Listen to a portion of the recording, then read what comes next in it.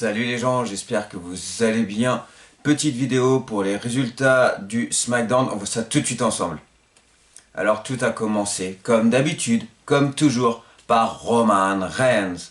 Et donc il dit qu'il a tout simplement battu Kevin Owens au Royal Rumble. D'ailleurs je tiens à signaler que ce match, mais c'était de la folie les gens, il était énorme, il était classe.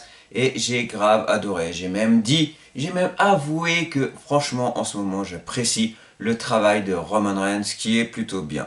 Et donc en tout cas il a dit, j'ai battu Kevin Owens, mais maintenant le futur c'est pas ça, maintenant moi je veux battre Edge. Et en plus, mais pourquoi, qu'est-ce qu'il a fait cette semaine sincèrement? Il a été à Raw, il a été à NXT pour arriver à SmackDown. Mais il se moque de moi ou quoi? Le seul mec qu'il doit battre, c'est moi. Donc il gagne son temps et qu'il arrête de tout simplement me faire perdre le mien et qu'il me respecte un peu, tout simplement parce que les main eventers de WrestleMania, c'est tout simplement moi.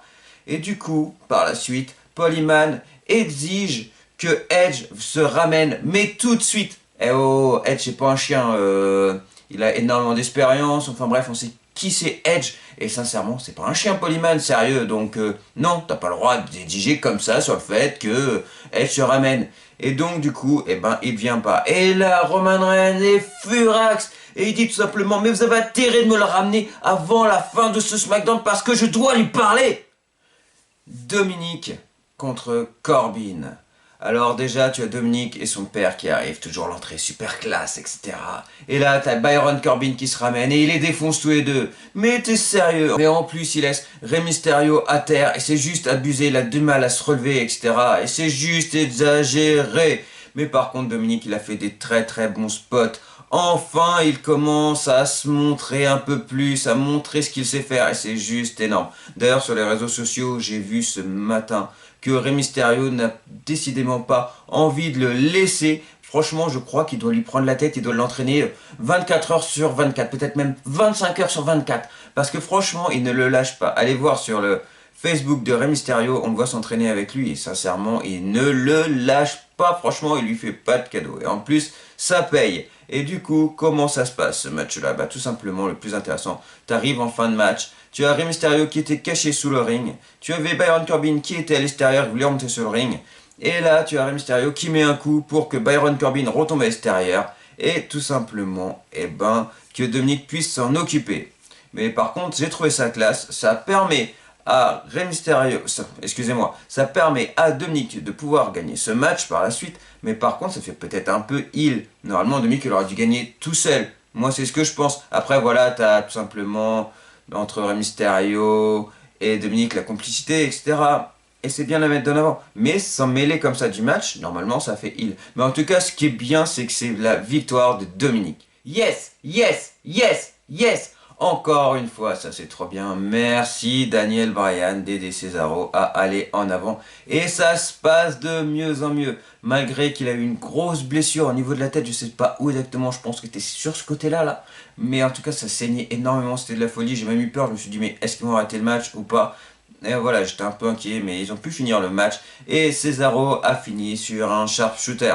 Et franchement, en plus, battre Daniel Bryan, le battre sur une prise de soumission, mais franchement, c'est cadeau, c'est tout bénef, et c'est juste énorme. Donc franchement, félicitations Cesaro, en plus, malgré ta blessure, tu as su gérer le match. Et ensuite, par la fin, eh ben, il était super fier, il fait toujours le frimeur comme d'hab. Et là, du coup, il allait partir, il voit Daniel Bryan et il lui serre la main. Et en plus, du coup, ça se termine sur la grande classe. Bayley contre Ruby Riott. Donc du coup, le match se passe. Là, tu as Bayley qui commence à avoir le dessus sur Ruby Riott, qu'elle est en train de gagner. Du coup, t'as Liv Morgan qui se dit, bon, bah, je vais y aller. Mais non, t'as qui arrive, t'as Billie Kay. Et du coup, bah, Liv Morgan, au lieu d'aller aider sa collègue, bah, elle se prend la tête avec Billie Kay. Et du coup, Ruby Riott perd le match et victoire de Bayley. Le choix de Bianca Belair. Alors qu'est-ce que je suis content, franchement, je l'avais pronostiqué qu'elle soit là, mais c'est juste énorme, c'est la grande classe. Et du coup, Sasha Banks se ramène, un peu plus tard tu as aussi Carmella, et Sasha Banks dit à Bianca Belair, tu es la plus rapide, tu es la plus forte, mais tu es certainement pas la meilleure. Et franchement, choisis-moi pour WrestleMania. Et là, du coup, t'as Bianca Belair, elle réfléchit, etc. Et là, t'as Reginald. Je crois qu'il adore que les filles lui mettent des tôles. Parce que franchement, à chaque fois, il se mêle de ce qu'il regarde pas et à chaque fois, il prend cher. Et il va voir Bianca Belair et lui dit mais le problème, c'est si tu choisis Sasha Banks, t'es sûr de perdre. Oh malheureux, malheureux, malheureux. Qu'est-ce que t'as pas dit à Bianca Belair? Mais t'as un gueudin dans ta tête, sincèrement.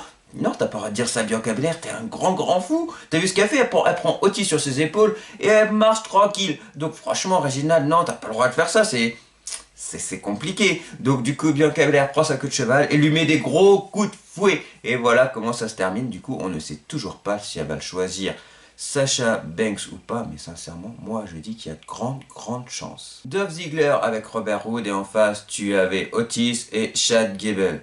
Donc moi déjà l'équipe Otis, Chad Gable, je trouve ça super bien, ça permet de mettre les deux en avant et c'est plutôt cool. Par contre, j'ai un peu peur pour Otis parce qu'avec tout ce qu'il a perdu, il a perdu sa nana, il a perdu le Money in the Bank, enfin bref, faut connaître l'histoire, je vais pas vous la refaire. Et là, on a des rumeurs depuis un petit moment qu'on dit que Jason Jordan risque de revenir. Et s'il revient, eh ben, il n'y a pas de surcré, il fera équipe avec Chad Gable et Otis. On en fait quoi encore? Donc ça, sincèrement, ça me fait un peu peur. Et en tout cas, victoire de Dolph Ziggler et Robert Roode, un peu trop rapide à mon goût et j'ai trouvé ça juste un peu abusé. Oh, ce match-là, merci, il était juste énorme, il était classe. Tu avais Biggie, Sami Zayn et Apollo Crews pour la ceinture intercontinentale. Et déjà, sincèrement, mes grandes mentions spéciales à Apollo Crews. Ce mec est juste impressionnant. Il a la force, il sait faire de la voltige, il te fait de la moonsault, il te fait des moonsaults. Et voilà, il fait plein de trucs et franchement, il est vraiment complet comme catcheur et c'est juste impressionnant.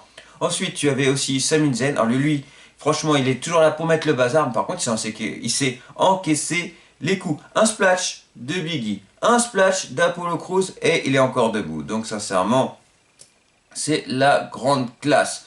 Et donc, et Biggie, franchement, bon bah, pas besoin d'en parler pendant des heures, c'est un grand champion, franchement, il mérite largement sa ceinture, et moi, j'adore ça, c'est vraiment classe. Bon, par contre, Biggie a fini par gagner ce match-là. Et pour finir, Edge, voilà, il arrive Edge, mais il arrive quand il a envie. Tu le fais pas venir comme ça, c'est pas un chien.